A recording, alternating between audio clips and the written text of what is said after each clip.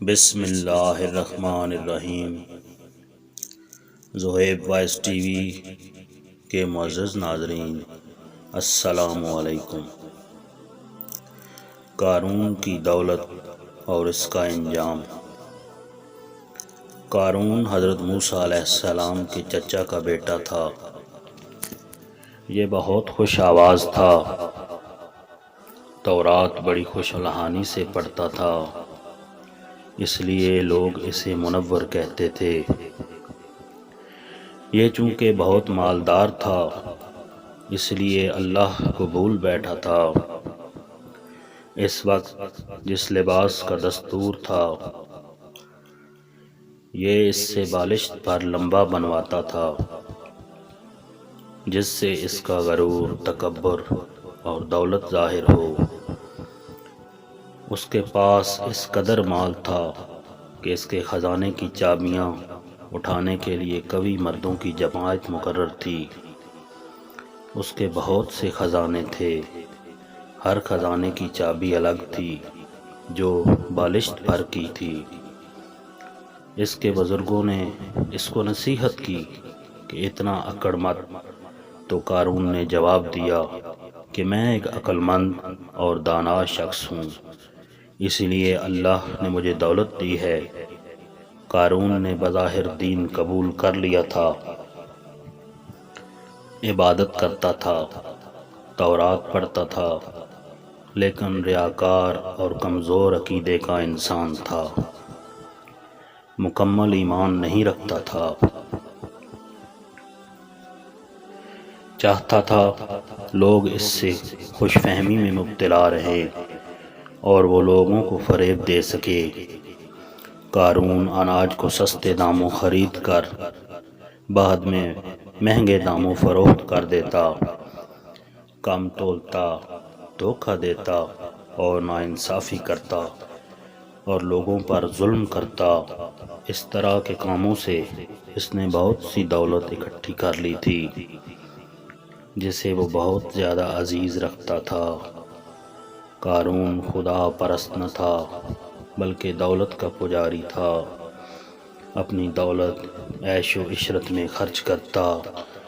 اس نے ایک بہت بڑا محل بنایا اور اس کے در و دیوار کو سونے، چاندی اور جواہرات سے مزین کیا، حتیٰ کہ اپنے گھوڑوں اور اونٹوں کو بھی سونے اور جواہرات سے مزین کیا۔ اس کے پاس سینکڑوں غلام اور کنیزیں تھیں۔ وہ ان پر طرح طرح کے ظلم کرتا اور ان سے کہتا کہ وہ اس کے سامنے گر پڑیں اور اس کو سجدہ کریں۔ عقل مند لوگ اس کو نصیحت کر کے کہ یہ تمام سونا، چاندی، جواہرات کیوں تم نے ذخیرہ کر رکھا ہے؟ کیوں لوگوں پر ظلم کرتا ہے؟ خدا کو کیا جواب دو گے؟ لوگوں کا حق کیوں پامال کرتے ہو؟ اس مال کو اللہ کی راہ میں کیوں خرچ نہیں کرتے؟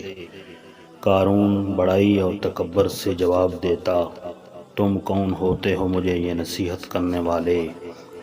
میں اپنی دولت خرچ کرتا ہوں تو نیک لوگ اس سے کہتے کہ اتنی دولت حلال سے اکٹھی نہیں ہوتی۔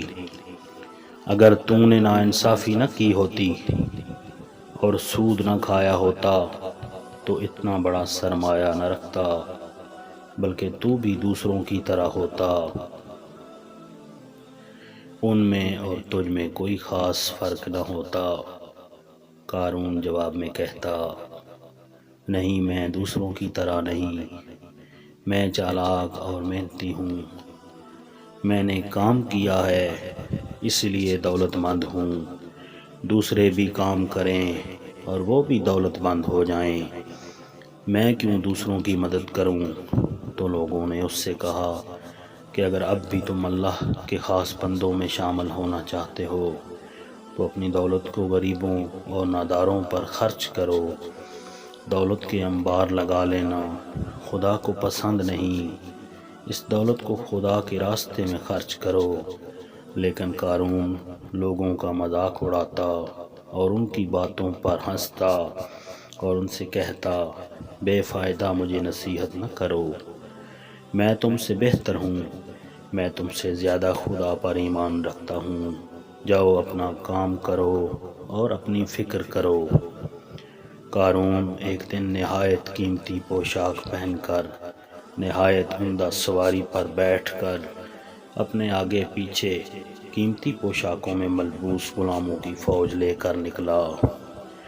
اس کا یہ ٹھاٹھ اور زینت دیکھ کر دنیا داروں کے منہ میں پانی بھر آیا اور کہنے لگے، کاش ہمارے پاس اتنا مال ہوتا، یہ تو بڑا خوش نصیب ہے، بڑی قسمت والا ہے۔ قارون اسی ٹھاٹھ سے قیمتی پوشاک میں سفید گھوڑے پر سوار ہو کر نکلا۔ ادھر موسیٰ علیہ السلام خطبہ پڑھ رہے تھے۔ بنی اسرائیل کا مجمع لگا ہوا تھا، سب کی نگاہیں اس کی ٹھاٹھ باٹھ کی طرف لگ گئیں۔ حضرت موسیٰ علیہ السلام کو اس کا یہ انداز پسند نہ آیا۔ موسیٰ علیہ السلام نے اس سے پوچھا، اس طرح کیسے نکلے ہو؟ تو قارون نے کہا، ایک فضیلت اللہ نے تمہیں دے رکھی ہے، اگر تمہارے پاس نبوت ہے تو میرے پاس عزت اور دولت ہے، اگر آپ کو میری فضیلت میں شک ہے تو میں تیار ہوں، آپ اللہ سے دعا کریں، دیکھتے ہیں اللہ کس کی دعا قبول کرتا ہے۔ موسیٰ علیہ السلام اس کی بات پر آمادہ ہو گئے اور اسے لے کر چلے گئے۔ حضرت موسیٰ علیہ السلام نے اس سے فرمایا،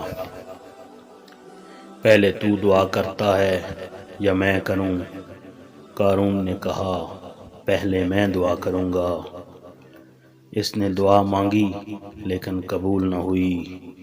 حضرت موسیٰ علیہ السلام نے اللہ سے دعا کی کہ یا اللہ، زمین کو حکم دیجئے کہ جو میں کہوں مان لے۔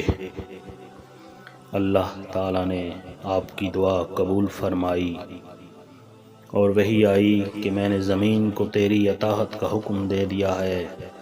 حضرت موسیٰ علیہ السلام نے یہ سن کر زمین سے کہا، اے زمین، اسے اور اس کے تمام ساتھیوں کو پکڑ لے۔ وہیں یہ لوگ اپنے پاؤں تک زمین میں دھنس گئے۔ موسیٰ علیہ السلام نے پھر کہا، اے زمین اور پکڑ۔ پھر یہ آہستہ آہستہ کندھوں تک دھنس گئے۔ پھر فرمایا، اس کا مال بھی یہیں لے آؤ۔ قارون کے تمام خزانے وہاں آ گئے۔ آپ علیہ السلام نے اپنے ہاتھ سے اشارہ کیا، قارون اپنے خزانوں کے ساتھ زمین کے اندر دھنس گیا۔ زمین جیسی تھی ویسی ہو گئی۔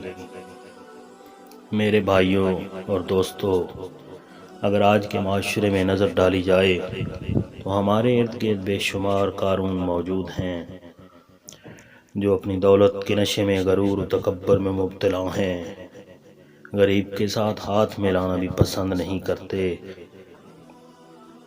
میرے دوستو، اللہ کی لاٹھی بے آواز ہے، ایک دن ظالم کی پکڑ ضرور ہوگی۔ جس دن اللہ نے ان کی پکڑ کر لی، ان کا نام صفحہ ہستی سے مٹ جائے گا۔ ہر عروج کو زوال ہے اور ہر فرعون کے لیے موسیٰ ہے۔